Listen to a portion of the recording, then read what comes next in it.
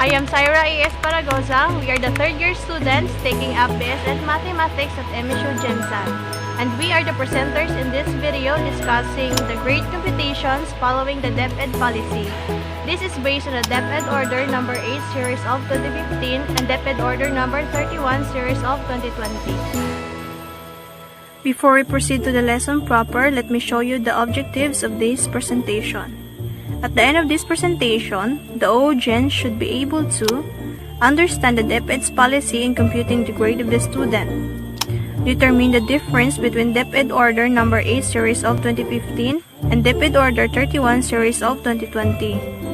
Apply the policy in computing the grade of the student. So first is the DepEd Order number 8 series of 2015, Policy Guidelines on Classroom Assessment for the K-12 Basic Education Program or DepEd.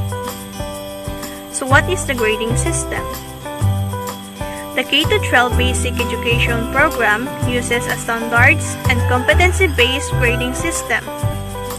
Learners from grade 1 to 12 are graded on written work, performance tasks, and quarterly assessment every quarter.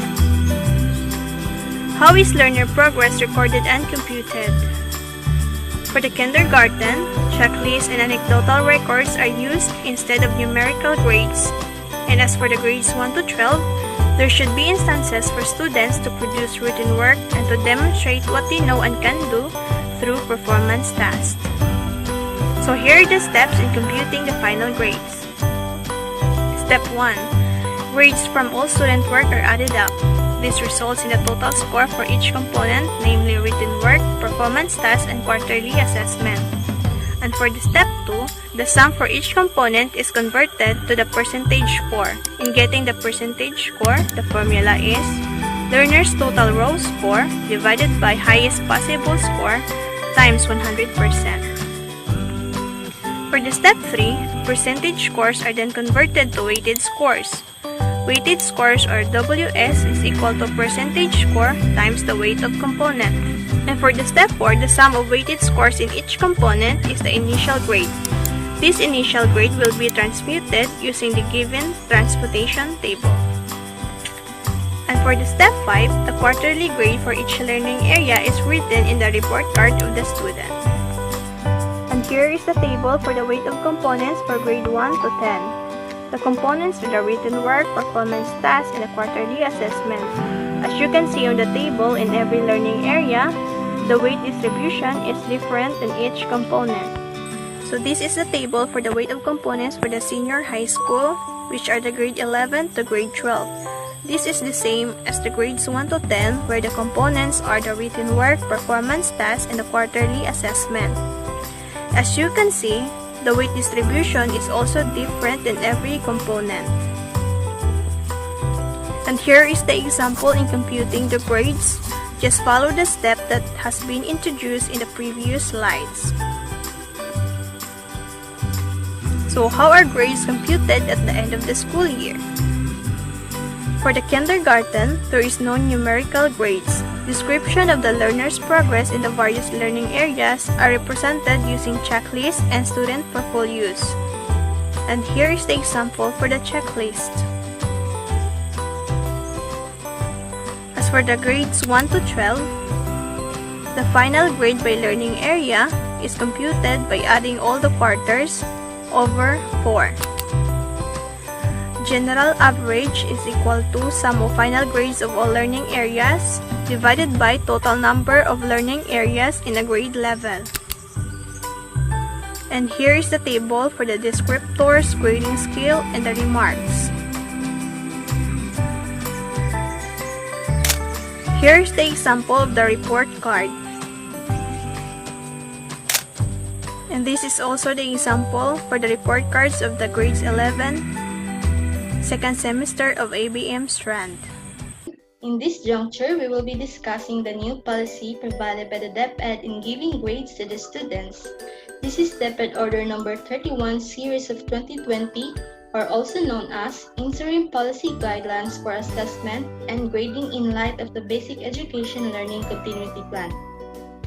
The continuing threat of COVID-19 in the country and the world brings about unprecedented challenges to basic education.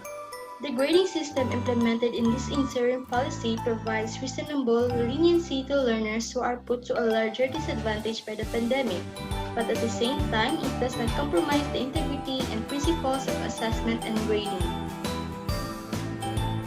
The same summative assessment component is needed in this new grading system. Written works and performance tasks shall be administered to assess the content and performance standards that describe the knowledge, abilities, and skills that learners expected to demonstrate. These tasks could be designed to include the following: students' learning portfolio that documents all the evidence of learning within the grading period, minimum of 4 written works and 4 performance tasks within the quarter, and all competencies should be covered by the performance task. So for the current school year, quarterly assessment shall not be administered. Its previously determined weight was distributed equally into written works and performance tasks. So this table represents the weight distribution of the summative assessment components per learning areas for grade 1 to 10. So for the component written work and performance tasks, it has different weights distributed for different learning areas. Meanwhile, this table represents the weight distribution of summative assessment components for senior high school. So this is an example computation for the grade of science and math of a student. So step 1, get the total score of the learner in each component. So step 2, we need to find the percentage score. So the formula for this is the total score divided by the total highest possible score multiplied by 100%. We have a 72% score for student A. So for step 3, we need to find the weight average score, and the formula for this is percentage score multiplied by the component weight, which is in decimal form. For instance, student A has 72 and multiplied by 0.50, she will have a weight average score of 36. So for step 4, we need to find the initial grade of the student. To do this, we need to add up all the weighted average score of the student in written work and performance tasks. So for student A, her initial grade is 83, while for student B, her grade is 77. So for step 5, we need to get the quarter grade by transmuting the initial grades. So student A will now have a final grade of 89, while student B will have a final grade of 85. Computing the grade of your student manually spends more time. So the DepEd also provide an e-class record. So this is how it looks like. In our e-class record, we have different spreadsheets. First, we have the input data. This is the section where we will encode our data.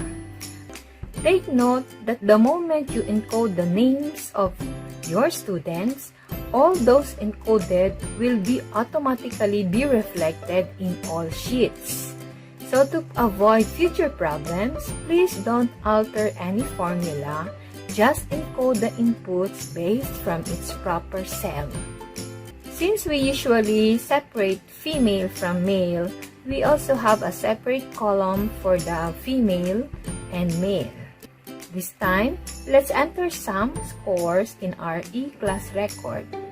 Please take note that you need to reflect always the highest possible score or the perfect score, because in computing students' grades, highest possible scores are baseline data where students' grades are computed.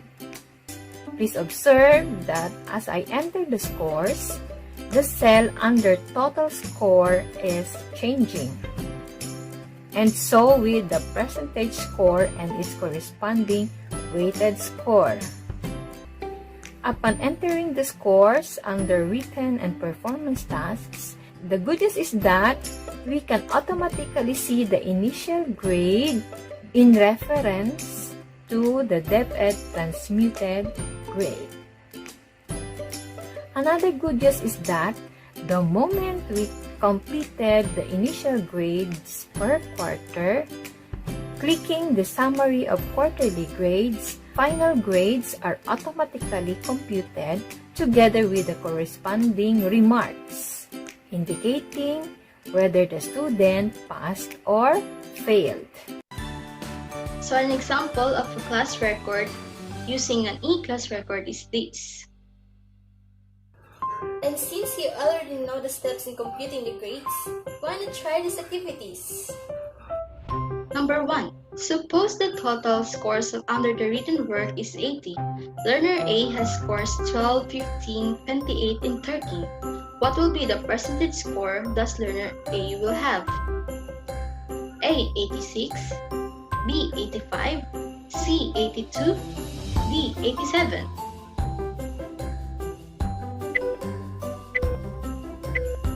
You are right. The correct answer is letter B, 85. Suppose the total scores under the performance task is 100. Learner B has scores 18, 15, 17, 20, and 13. What will be the percentage score thus learner B will receive? A. 83, B. 85, C. 82, D. 80.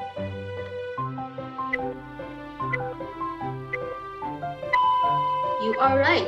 Letter A, 83. Next is number 3.